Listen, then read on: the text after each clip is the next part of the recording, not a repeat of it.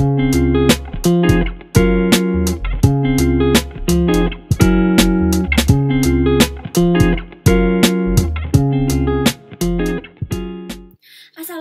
warahmatullahi wabarakatuh. Hai semuanya, salam sejahtera untuk kita semua. First of all, I would like to thank Mr. Armin as our lecturer today and to all of my friends who have listened and watched our video presentation. Perkenalkan, saya Arni Rehana Rahman, perwakilan dari kelompok 2, dan pada kesempatan kali ini saya ditemani oleh rekan saya yaitu Aan Syawaludin Adiputra, Zabrina Andini, dan Andi Muhammad Haikal. Adapun pokok materi yang dibahas pada presentasi kali ini, yang pertama, pengertian atau definisi dari analisis kebutuhan perangkat lunak. Yang kedua, tujuan dari analisis kebutuhan perangkat lunak. Yang ketiga, metode-metode yang digunakan dalam analisis kebutuhan perangkat lunak. Serta yang terakhir ialah kesimpulan dari metode analisis kebutuhan perangkat lunak. Baik, langsung saja ke pengertian analisis kebutuhan perangkat lunak. Analisis kebutuhan perangkat lunak merupakan tahap penting dalam pengembangan perangkat lunak yang dimana mengharuskan pemahaman yang mendalam dalam penyusunan dokumen yang komprehensif. Ini seperti membuat daftar yang sangat detail tentang apa yang kita ingin program itu lakukan.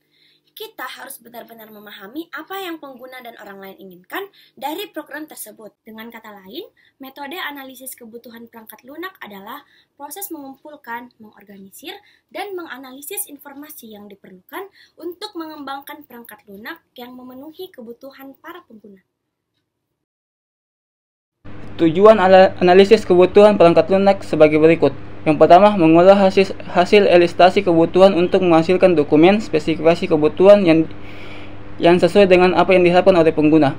Yang kedua, mengembangkan persyaratan kualitas yang memadai dan rinci, di mana para manajer dapat membuat pekerjaan proyek yang realistis dan staf teknis dapat melanjutkan dengan perencanaannya. Yang ketiga, membangun pemahaman tentang karakteristik ranah, permasalahan, dan sekumpulan kebutuhan untuk menemukan solusi. Selanjutnya ialah inti materi yang berisi metode umum dalam analisis kebutuhan perangkat lunak. Yang pertama adalah wawancara atau interview. Wawancara adalah metode interaktif yang memungkinkan analisis kebutuhan untuk aktif bertanya dan mendengarkan pemangku kepentingan. Hal ini dapat membantu dalam menciptakan hubungan antara tim pengembang dan perangkat lunak yang dapat meningkatkan pemahaman tentang kebutuhan dan mengidentifikasi masalah yang mungkin belum terungkap secara tertulis. Metode yang kedua yaitu observasi, di mana dalam observasi ini melibatkan pengamatan langsung terhadap pengguna dan proses yang ada untuk memahami bagaimana perangkat lunak akan digunakan dalam konteks yang sebenarnya. Nah, dalam observasi juga dapat membantu menambah wawasan tentang kebutuhan yang mungkin tidak terungkap dalam wawancara, serta dapat memberikan pemahaman yang lebih komprehensif tentang konteks dan kebutuhan dari pengguna. Metode yang ketiga yaitu analisis dokumen, di mana analisis dokumen ini merupakan sebuah metode yang dapat membantu dalam merinci kebutuhan perangkat lunak dengan merujuk pada informasi yang telah ada, seperti laporan bisnis, prosedur operasional, atau dokumen kebijakan untuk mengidentifikasi kebutuhan yang relevan.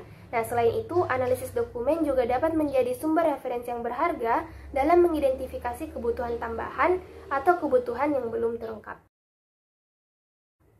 Dalam konteks analisis kebutuhan perangkat lunak, metode modeling adalah proses menggambarkan sistem atau komponen perangkat lunak menggunakan notasi visual dan konseptual. Berbagai teknik modelan seperti use case diagram, activity diagram, dan data flow diagram digunakan untuk menggambarkan hubungan antara berbagai elemen dalam sistem. Dan metode prototype yang merupakan metode dalam pendekatan untuk membuat program dengan cepat dan bertahap sehingga mampu dievaluasi oleh para pengguna. Pembuatan prototype perangkat lunak dapat membantu dalam memahami kebutuhan dengan lebih baik. Melalui prototype, pengguna dapat melihat dan merasakan secara langsung bagaimana perangkat lunak akan berfungsi dalam situasi nyata. Analisis gap adalah metode yang membantu dalam merinci perbedaan atau gaps antara keadaan saat ini dan keadaan yang diinginkan dalam hal kebutuhan perangkat lunak, dan membandingkan situasi yang ada dengan tujuan yang diinginkan. Tim analisis dapat mengidentifikasi perbedaan yang perlu diatasi untuk mencapai hasil yang diinginkan.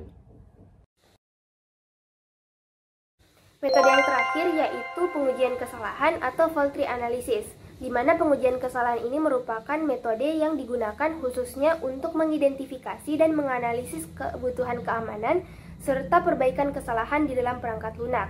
Nah, metode ini membantu dalam menentukan langkah-langkah yang diperlukan untuk mengurangi resiko kegagalan sistem dan memastikan bahwa perangkat lunak telah memenuhi standar keamanan yang relevan. Baik, untuk mengakhiri pembahasan ini, mari kita simpulkan apa yang telah disampaikan sebelumnya. Setiap metode memiliki tujuan dan keunggulan tertentu dan seringkali digunakan secara bersamaan dalam sebuah proyek pengembangan perangkat lunak untuk memastikan pemahaman yang mendalam tentang kebutuhan pengguna dan pemangku kepentingan.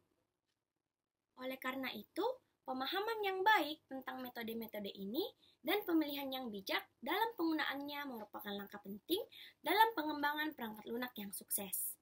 Dalam memilih metode analisis kebutuhan perangkat lunak yang sesuai, penting untuk mempertimbangkan konteks proyek, sumber daya yang tersedia, dan tujuan bisnis yang ingin dicapai.